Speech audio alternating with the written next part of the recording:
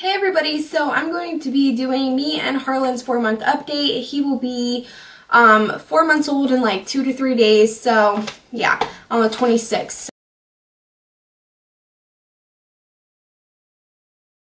So I'm just going to get started with me since it's a lot smaller and quicker.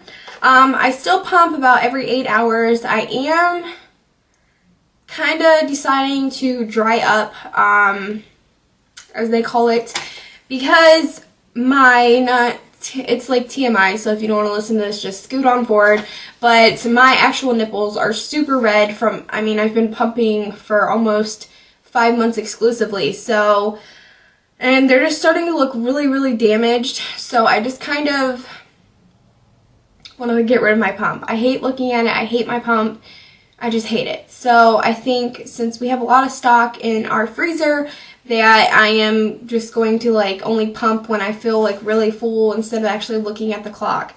So yeah, usually when I do pump, I get about 1 to 3 ounces out of each breast. It just kind of depends. And we have been cutting into our freezer stash the last month, mainly because I did cut down to 8 hours.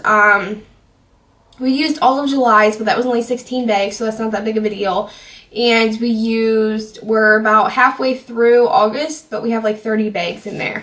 So yeah, and then we have September supply, and we only have like 7 bags in October. And ever since then, I haven't really been able to produce enough to put it in bags. So yeah, the next thing is my hair is still shedding like super crazy, and I hate it. I find hair everywhere. It's just gross.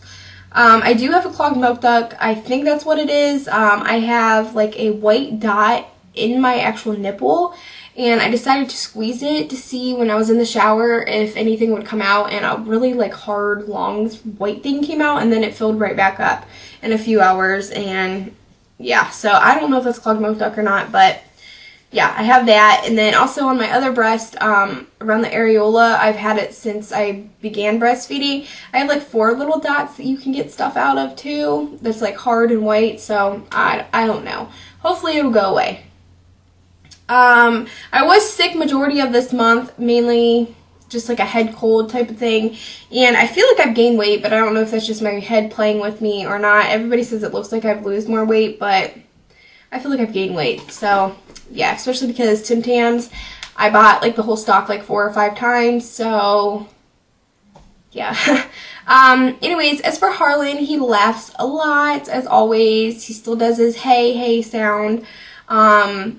He smiles always. He has ticklish spots and everything like that. He like rolls over, and what I mean by rolls over is like I'll put him in the crib, and like he's too fat. He's been rolling from belly to back and back to belly since he was like 2 weeks old. Like no joke. But he's just getting fat now, so he can't really do that as much. Plus he hates belly time. But like what I mean by rolls over is like I'll put him in the crib and say this is his head and this is his feet. And I'll like go to the bathroom or something like that, and I'll come back and he's all switched around. Like, it's weird. And I recently have noticed him doing it. Like, I've seen him actually doing it in the process. And basically he just like kicks his feet and pushes off really hard and spins himself around. He loves it. He did have a doctor's appointment in the beginning of October. He was 15 pounds and 15 ounces, and he was 24.5 inches long. And his head was like in the 90th percentile, and everything's like 50 and below, and stuff like that. He has started on solids, which I will make a solids video. I'm not going to get too much in it in this video, but we have started him on solids. His doctor asked us to. We weren't really wanting to until he was 6 months old, but he is showing every single sign. So we just kind of did it. The next thing is, I mentioned that he was constipated. He is no longer constipated. He normally poops like one day and then the next day, and he takes a break. And then he poops that day and then the next day, and then he takes a break. So that's good. He still doesn't really nap very often. Mainly, most of his fussiness is because he fights his sleep and he's really gassy.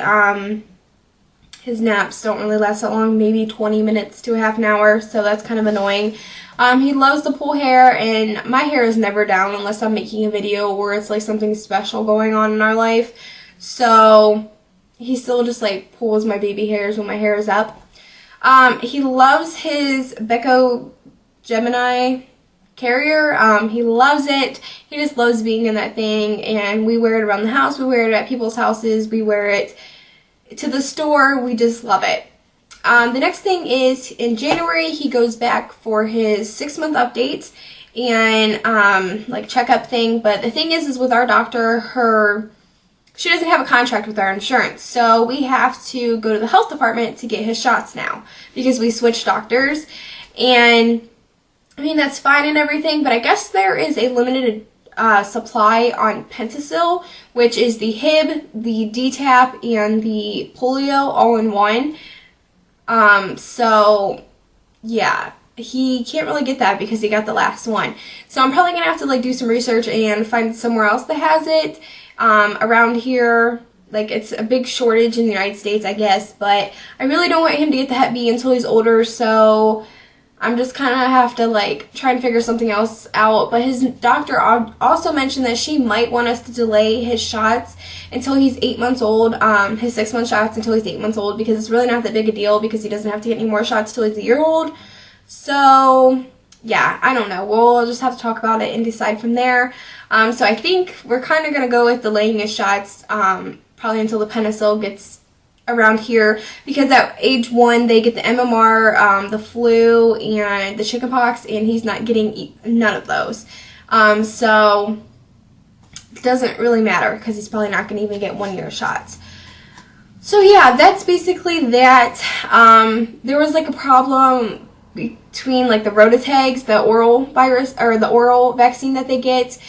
His doctor used the rototag, and his first doctor, and at the health department they don't carry the rototag, they carry the Rota RX or the Rota RV or something like that.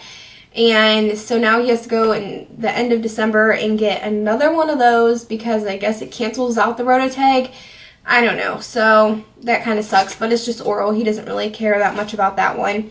And he did just fine with all his shots, just like the first time. He never got a fever, nothing ever got swollen. All he did was nap. He never got fussy or anything like that, so that's really good too. So that's basically it for us. He's in the other room with my niece right now, so I'm not going to show you guys him. I do need to keep up on his like monthly videos of like clips of him and stuff like that.